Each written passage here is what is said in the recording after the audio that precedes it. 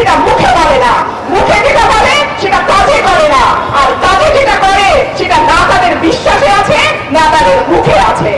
আমি বলি বাংলাদেশে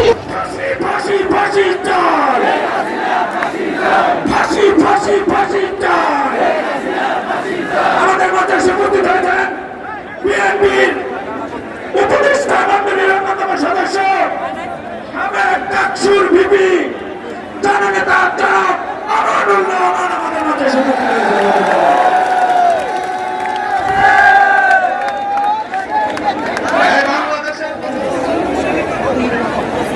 শ্রমিক দল ঢাকা মহানগর উত্তরের একটি বিরাট মিছিল এসেছে।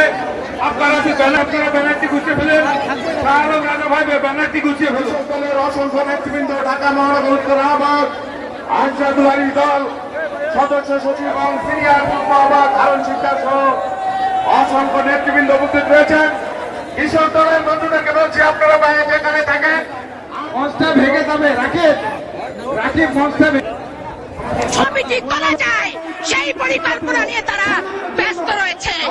আজকে স্পষ্ট করে একটি কথা বলতে চাই, ৭২-৭৫-এর শাসনামল সে তো দারিদ্র্যের তীব্র কষাঘাতে জর্জরিত হওয়ার শাসনামল, সে তো প্রতিটি মা বোনকে। সংগ্রামী সাথী ও বন্ধুগণ, বাংলাদেশ জাতীয় জনতা দলের পক্ষ থেকে ইতিমধ্যে আমাদের মাঝে উপস্থিত রয়েছেন। মঞ্চটা ভেঙে যাবে, রাখি মঞ্চটা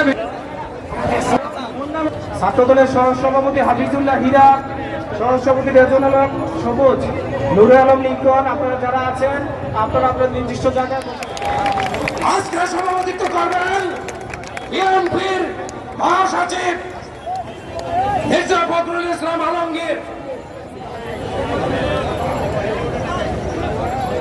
আমাদের